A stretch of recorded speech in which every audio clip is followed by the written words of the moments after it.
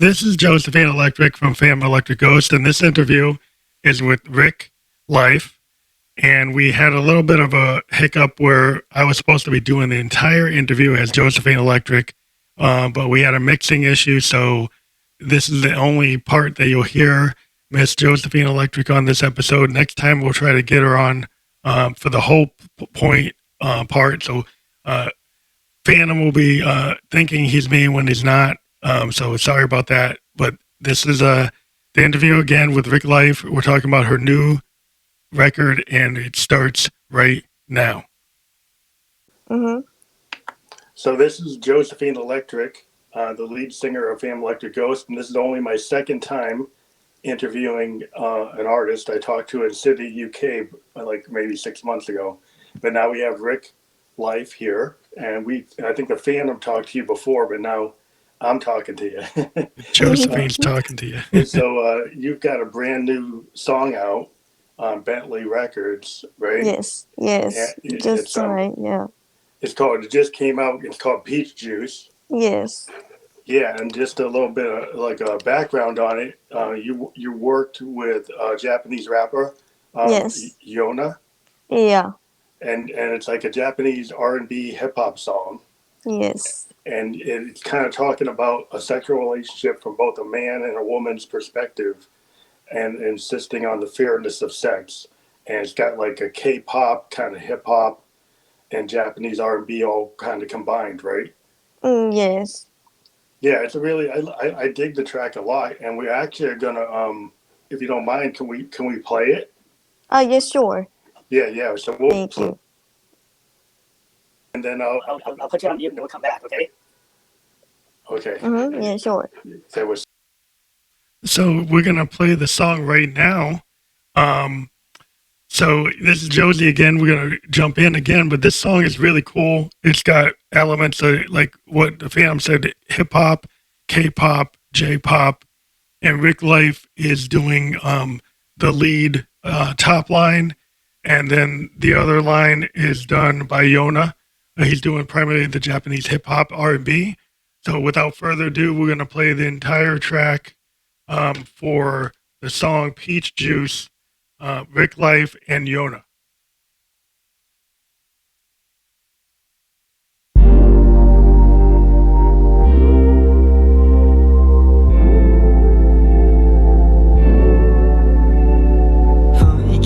見つめ合うスキンシップのチキスエンハグ期待は大って意外じゃないじらしたピーチに指を伝うほんの理性狭間で揺れるもういい時間空にはフルムーン未だに続く氷は溶けてぬるめなグラス誰でもいいのあなたがいいのたまにしちゃってる仲たがいいも激しくなるスパイスに変換折れないフラッグいつもステンバイ君に夢中身にしみるだからそっち満たしてピーチのジュースチャンスは一瞬だって分かってるうるさいラジオも今は黙ってピーチジュース Can you take it now ピーチジュース Oh my sweetheart ピーチジュース You make it all me and you ピーチジュースピーチジュース Can you take it now Peachy juice, oh my sweetheart. Peachy juice, you make it all me and you. Peachy juice. 準備はできてる後半戦上に乗るための乗車券気遣いできる俺はミツバチ吸わせて舞いしろともなく静かにフェザータッチじらして熟成その後ならもうくんずほぐれ我慢できない浮かんだシルエット食わぬは恥だなぶら乗るスウェゼンならなら名前怖いのは嫌だ分かってたがピーチュースのシャワーいやよもう好きのうちディープなキスでお口直し何回戦でも足んないぜ時計の針ならもう半回転体に記した美貌録好意を示したピロートークピチジュース Do you want me now? ピチジュース Let you love me ピチジュース You hit it all you and me ピチジュースピチジュース Do you want me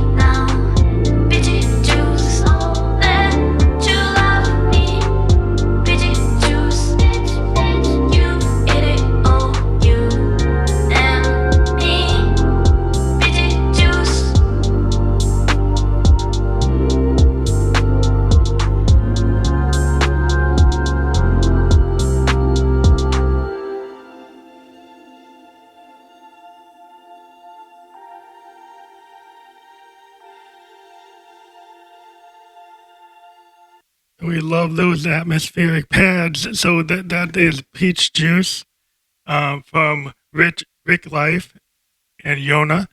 And then again, this is Miss Josephine Electric, and we weren't able to talk totally in this episode, but we want to really point out that this song is really cool. It's kind of what we're into all the time. We're always kind of talking about sexual relationships, and we really dig the concept of peach juice. And we wanted to add that we wholeheartedly love this song and encourage everybody to check it out. And we'll get back into the main interview with the Phantom instead of me because we kind of did something not right there, but we're getting back into the interview now. I'm doing good. How are you? Hi, I'm pretty good. Hi. That was Peach Juice by Rick Life and Yona. You're back on. Hello. Oh yeah, sure. Yeah. So I really like the vibe on it because it is kind of it's got like a new wave sound, kind of the synths, and then it's got like K-pop and J-pop and some hip hop. But I like the way your voice comes in. It kind of reminds me like a new wave. I'm like 54, so I grew up in early 80s, like 79, listening to bands like Joy Division. It later became New Order and Depeche Mode and like The Cure. And I'm a keyboardist, and I kind of got inspired from that kind of new romantic, new wave movement that was like post punk, and they took synthesizers and they made these pop songs, Oh, I see. right? Yeah, in the Oh. early 80s, like late 70s, early 80s. It was Mm, like the post punk movement. There was mm, they decided that you could take a band like Joy Division and become New Order, inspire bands like Depeche Mode and The Cure and all those type of bands that Duran Duran.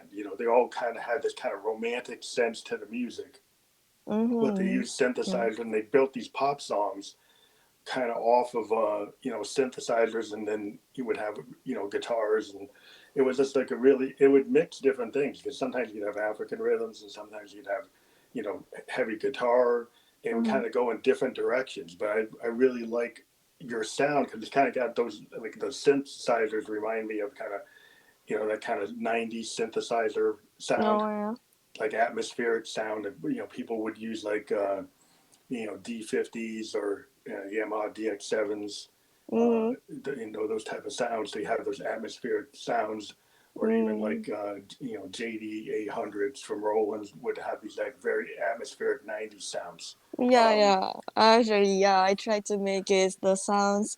Most likely try to make like sweet and like a cuddle atmosphere, but at the same time try to make it like sounds nostalgic, so like Yeah, people can feel more emotionally from the sound. So Yeah, yeah, you got the point actually.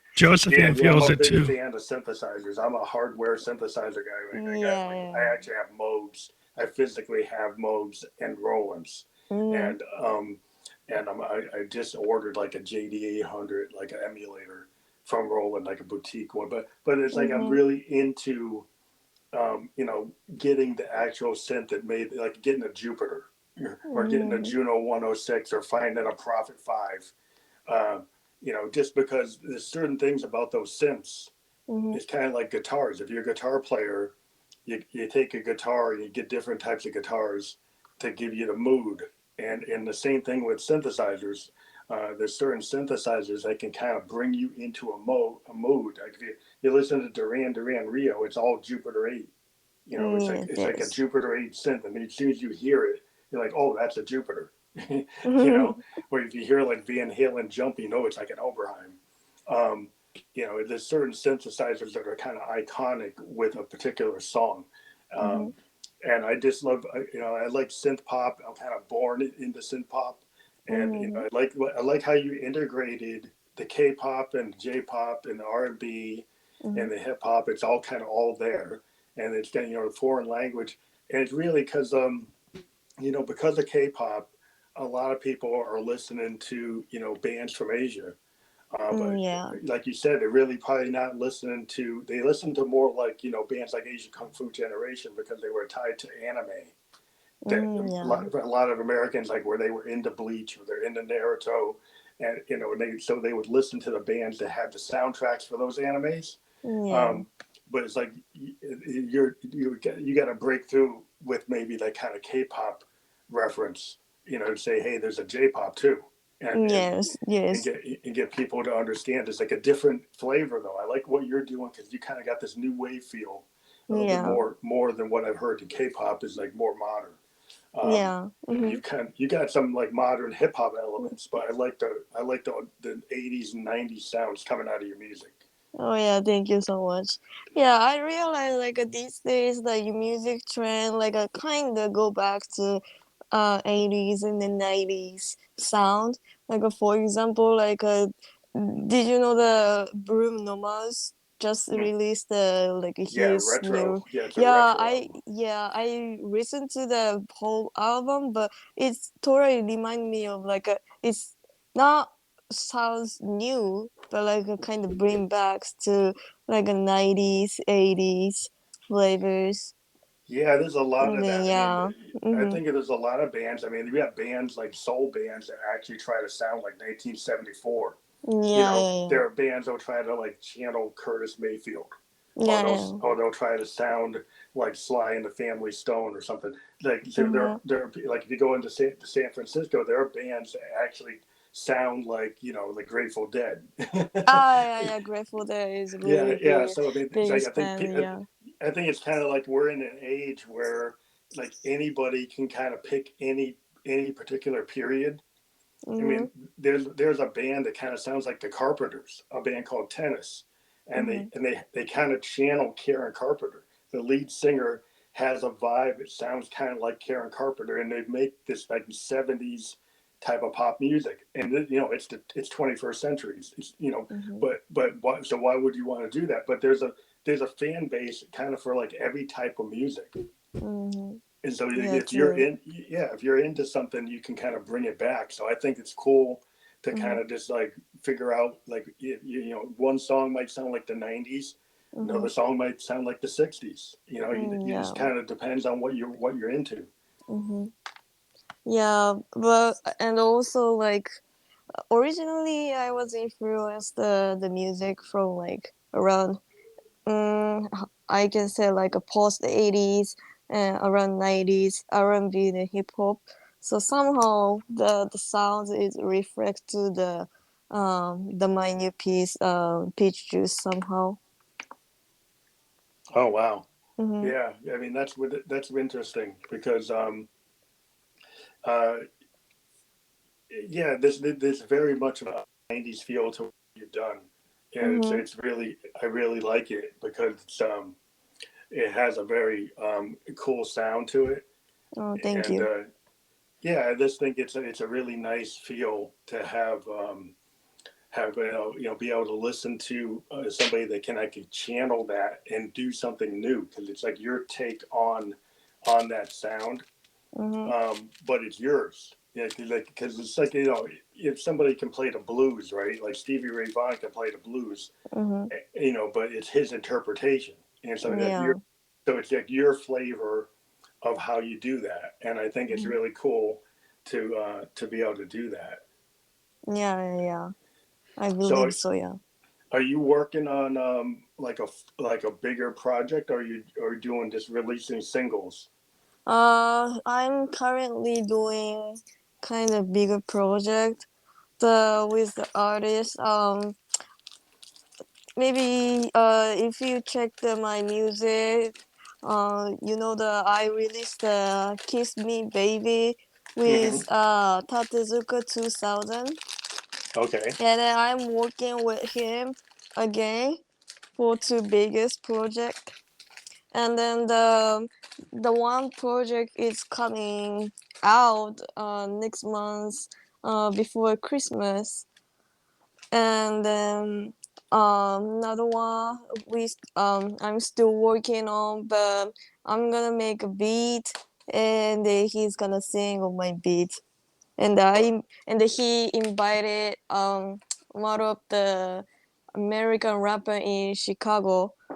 So like we try to make US hip hop and like plus J-pop.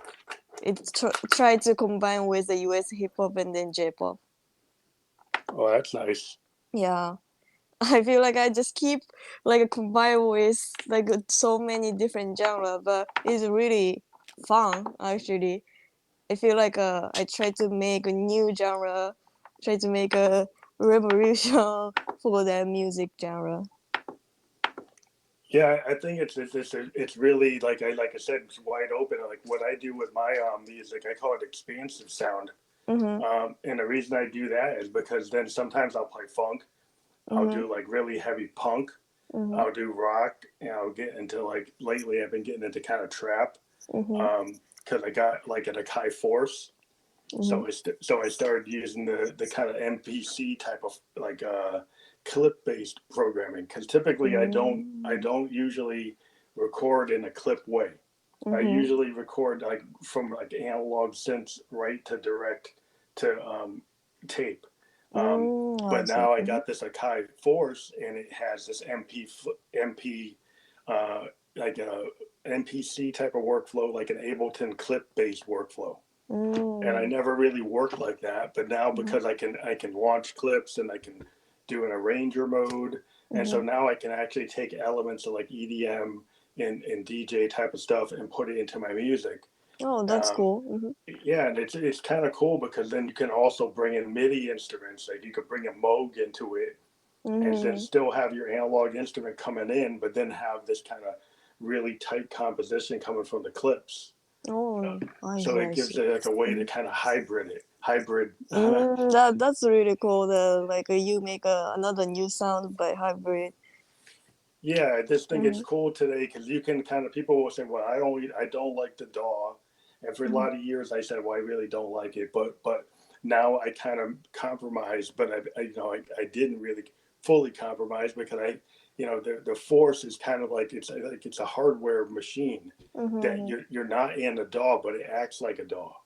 So I see. I see. you can download like soft synths and stuff Mhm. and then run clips, but it's all like you don't have to be connected to a computer, but then you can dump it to a DAW Oh, okay. and then you can work on a DAW. So you have kind of like if you're a person that wants to do a hardware type of Mhm. thing, you can kind of still work in a hardware workflow, but Mhm. then if you had to send it to somebody, Mhm. you can send it to them like in an Ableton clip kind of format so that Okay. then some other producer can understand what you did. Oh You yeah. know, because that's the thing is like if you kind of do analog, you just Yeah, end up true. sending people like stems that are all like wave files, Yeah, and yeah. it's not as tight as the MIDI stuff. Yeah, yeah. So like sometimes when I worked as a producer, people say, "Well, this stuff is not like what I'm used to." I was like, "Yeah, it's kind of old school." Yeah, yeah. Because even I just keep after heard you were like the steps for like how do you make the sounds with the synthesizer. 'Cause I'm not familiar with also because I always use the like these synthesizer sound from just the plugin on the Yeah, DAW on the yeah, computer. So I yeah. feel like whoa, that's a lot of steps, but at the same time like it's for me it gonna be like a new thing to find a new sound, and then maybe I can make another new music. So for me it sounds really new. I know it's old school, but yeah. Yeah, it's just cool to be able to use like if you think about it, like there's so many analog synths. Like when I was growing up, it was kind of this weird situation. Like coming from the punk age into Mm-hmm. new wave, and then you came into like heavy metal, like Motley Crue and bands like that. But in that period, like a bunch of synthesizer companies, they went away. They went out of business Mm-hmm. because the Yamaha DX7 came, and Mm-hmm. then Moog and Prophet, the guys that made the Prophet 5, and Moog itself went out of business. And a Mm-hmm. lot of small synth companies that made these analog things like ARP the ARP 2500, which is a famous like the Odyssey. Those are like real famous analog synths, and all those companies kind of got wiped out because Mhm. the Yamaha EX7 kind of took over, Mm. and the Roland D50 took over the market, and Mhm. then all the smaller synth companies fell out. and Oh, I see. and Mhm. and then what happened was like in the last like 10 years, Mhm. people like because of EDM and hip hop, and other electronic music formats, Mhm. um, the analog synth companies have all come back. Like Moog is Mm. making brand new analog synths. Prophet, you can buy a brand new Prophet 5. You can Mhm. buy an Oberheim. You Mhm. can get an Odyssey. You can Mhm. get an ARP. You can actually get all these 1970 synthesizers are being built again, Oh, I and see. Oh, and they're that's fully good. Mhm. analog. And so there's Mhm. tons of like artists that are into techno Mhm. and like trance and trap that actually can get their hands on actual real analog synthesizers, like modern Mhm. 21st century synthesizers, but they've got MIDI. They can they've got screens on them so you can actually understand what's going on. Mhm. But Mhm. it gives you like another tool set. Like if you go to a studio and you physically see one of these analog synths, Mhm. that you can do a lot of cool stuff with them in your mix. There's some things about them that can really change the dynamics of your song, you know. Mm, yeah, yeah. And it's like a lot of once people discover what you can do with them, then they tend to want to add them into their workflow. Mm. but but the plugins, like I'm not against it because not everybody can get their hands on a Moog or an Mhm. ARP or a Jupiter or something. So you do what you can. But Yeah. yeah, it's really what you do with it. I mean, you can take a Casio, you could take $100 guitar, you can make a great song. Yeah, yeah. You don't have to have the most expensive equipment, but it's just cool to Yeah, it's understand some still of the cool, yeah. the history of it. I think it's like Mhm. the history of some of this stuff is this basically you can it's like a palette. As a Mhm. musician, you have this palette in Mhm, front of yeah. you, of all this stuff you could do. You could have, or somebody playing real strings. You could have Mm, somebody playing a flautist. yeah. You can decide what the song needs. So when you work on a Yeah. song, do you kind of think about what the instrumentation should be, or do the lyrics kind of come first? For me, just the sound comes first, and cause I'm mainly my activity is for focus on the making beat. So just like I first I can say like just the main melody Yeah. came up with me, and then find out the melody sound, and then after that I try to figure out the what chord gonna be fitting the melody, and then put some Oh, I think you dropped off a little bit. I think I lost you. Yeah, we lost you for a little bit. lyrics that were really Okay. good at Yeah, I lost you. I writing lost the you. yes. For some reason, I lost you for like a couple of seconds. I lost what you were saying, then you came back. Oh, okay, okay, okay. Well, the first for me, the melody just came out in my mind, and Hmm. then just find out the melody sound, and after that I try to figure out the chord, which chord gonna be fitting for the melody, and then after that just add some rhythm. And for me the lyrics, um I I don't have much confidence for writing good lyrics. So in the case, I normally invite the other artists who actually for focus on the singing and do rap. So that's why like like for the peach juice, I also invite the rapper. So like Hmm. he can cover like most of the song with his Yeah. own lyrics, and I just cover the foot part. Yeah. It's So you really did like short, so yeah. so you did like a top line, and he did Yeah, like the primary. So you have yeah, that peach juice kind of line. That's you, right? yeah. And then he's doing the rapping, but then you have this kind of like a spoken word kind of kind of trippy, kind of new wave voice, um, Yes, yes. doing the peach juice, and you did it Mm-hmm. in a kind of in a unique way. The way you kind of did the enunciation on it, Mm-hmm. it kind of is like this J-pop thing. You know, it's Mm-hmm. got this sound that's very unique. It's not typical what you would hear, Yeah, yeah. and I like it. I like it because it kind of it's very striking and it kind of is it's catchy. Oh, thank you. You say you got the top line and then you've got the rap. Yeah. Yeah, so it's like it works really well because if you continue, are you going to continue in that kind of path with having like somebody come in like Yona, or Yeah, you? yeah, sure. Like, yeah, I would just want to keep invited other artists to collaborate with me. Yeah, it way better for me. Yeah, because I know you like to do like you like to structure the instrumental part of the song and the beat part of the song, but you do Yeah. have you know in the way the world is, you do have to have your voice on a song Mm-hmm. to kind of be like a top, you know, to be a performing act. You gotta have your voice in there somewhere. Yes. Yeah, try to put my voice somewhere else, but yeah. Yeah, yeah. But then you can kind of target. Okay, well, Yeah.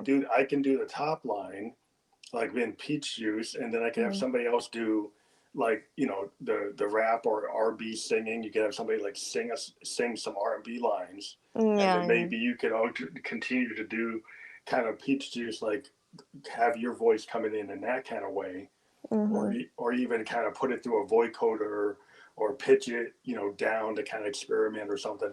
Because you know what I'm doing right now is I'm using a Roland VT4 Mm-hmm. to be Josephine, and that's basically taking my voice and making it You're pitching soprano. it Like if up I go like back to this. who my normal voice, Mm-hmm.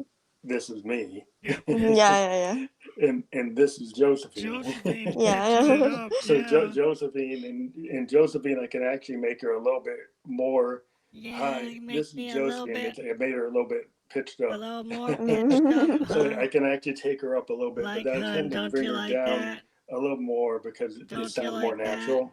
Yeah, I yeah, think you So I like that a kind of lot. settled on her yeah. when I do ghost songs. This is the Josephine voice. I Yeah, kind of have it at I'm the this one level. I mean, Mm-hmm. sometimes I'll pitch it up a little bit, Mm-hmm. really high. but a lot of times I'll do that, or I might add this kind of effect here where it sounds like there's two of me, Mm-hmm. Yeah, there's like two of there's two us, Josephines. two Yeah, Josephines, too yeah, hot to yeah. Yeah, handle. Oh, yeah, yeah. People also said that like they said like I have two mood. Like yeah, yeah, this is me like the regular in the casual in the daily, but they say like when I focus on music on my piece, yeah, like yeah, it sounds like a different person. That's So what yeah. they I say think like about yeah, the most. two mood of me. Yeah, I do find that like when I talk to a lot of musicians, Hmm. and they go on stage, like if you think about when you go on stage, right? Yeah. In order to be like a performer, most musicians kind of have a stage persona.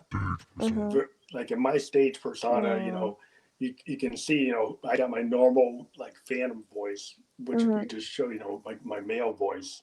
And Mhm. then a lot of like 90% of ghost songs are done with this We're voice. done with Mhm. Josephine. And so when I go on stage, I actually have a mask. Mhm. Nobody Oh. wants to see Because you. Mm. what I do, because I They didn't want want to to see wear a Josie. dress. Oh yeah. Josie, So I decided that I Josie. wear a phantom mask Mhm. and a hoodie that's like electric, and it's basically all these LEDs. And I actually Mhm. wear like a Phantom of the Opera mask. And Mhm. so then I can go on stage and I can go between this voice, Mhm. or I could go back to this voice. And so if Mhm. I'm performing, I can actually perform like this, Mhm. or I can perform like her. And Yeah, so, and if I wear this kind of phantom mask, well, a ghost could be male or female. And could that's the be. whole Mhm. idea. Like my band is like Phantom Electric Ghost, is because like, well, am I Phantom or am I Josephine? Maybe I'm both at the same time. Josephine. Oh yeah. Oh, Both at the that's same time. interesting. Yeah.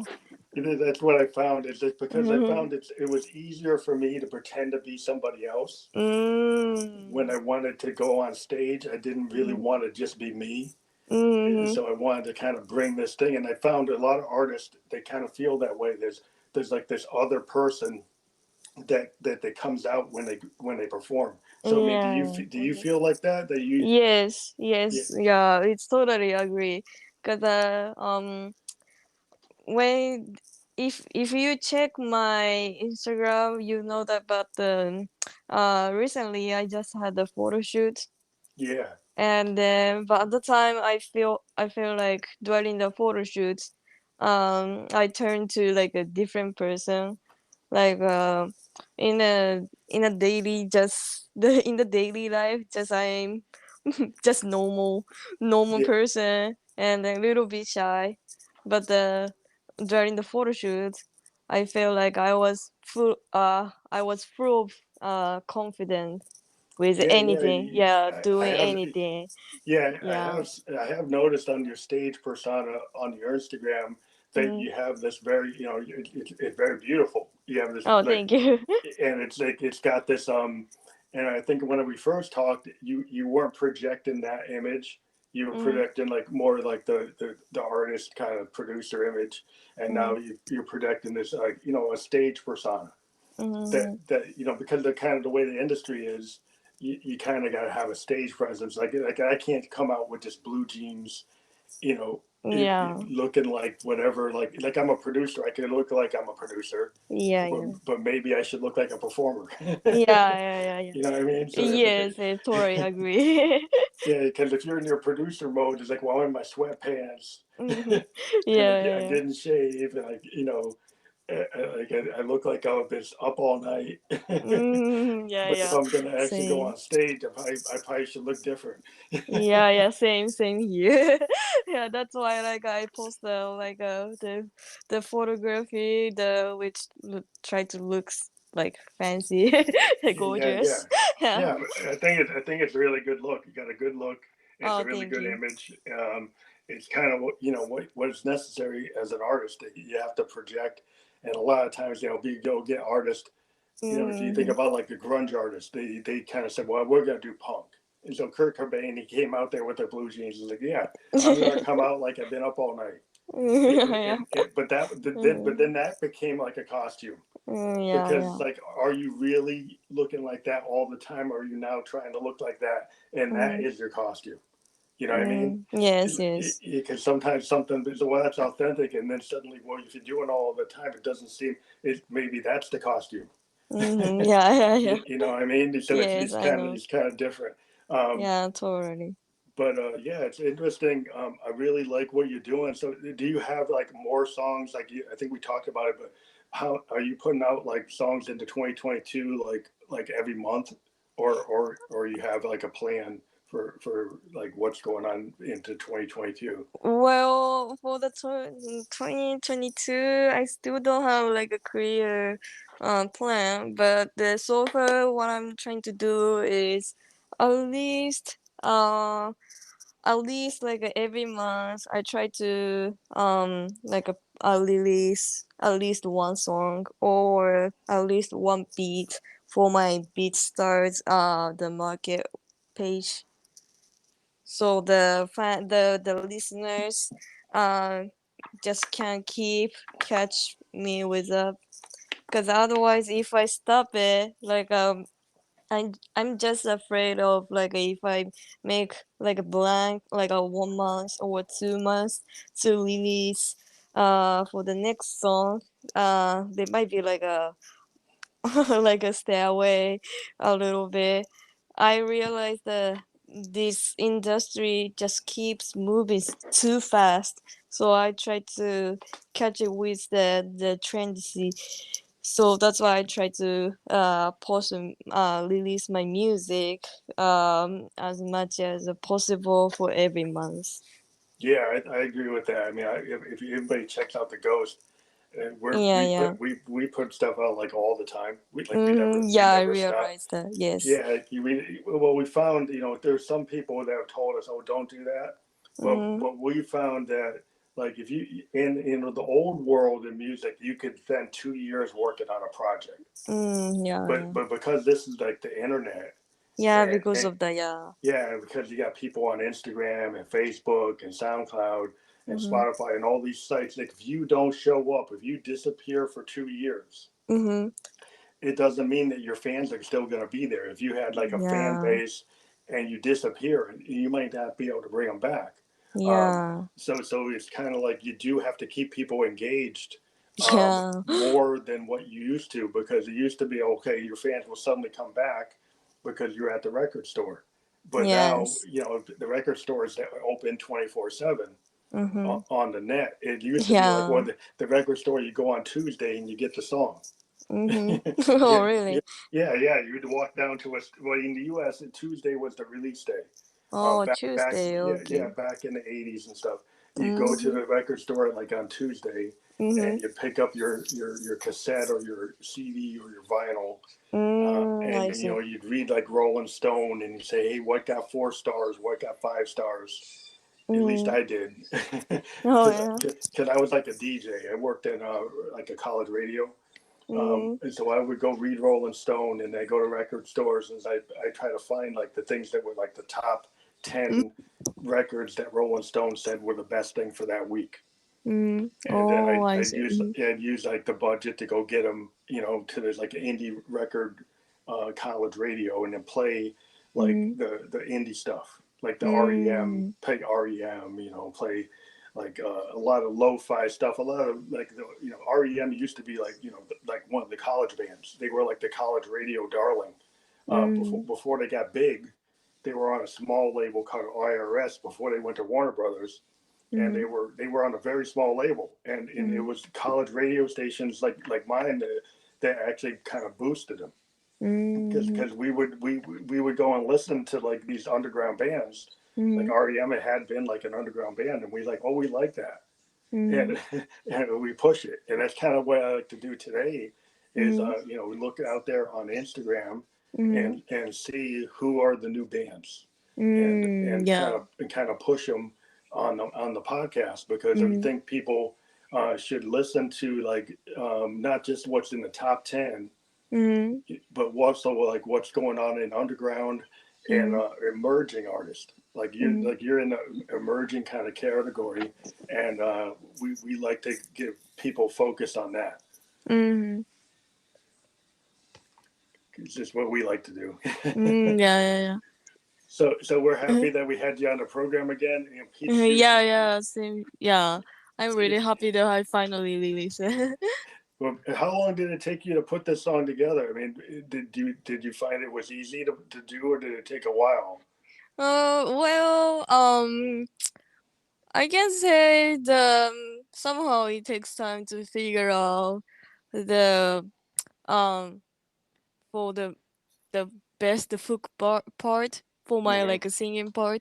Also, kind of Yona also said like it was his first time to try to make the rap for the R&B sound. Oh, So okay. somehow, yeah, somehow like it sounds like he also struggled with, but yeah, he made the best rap ever and fit in the sound. So yeah, the as a result, I'm really satisfied with that. Yeah, it is it's a catchy song. It's like the right length for the way things are. It's Mm-hmm. under 3 minutes. It's got a really recognizable hook. Yeah, yeah.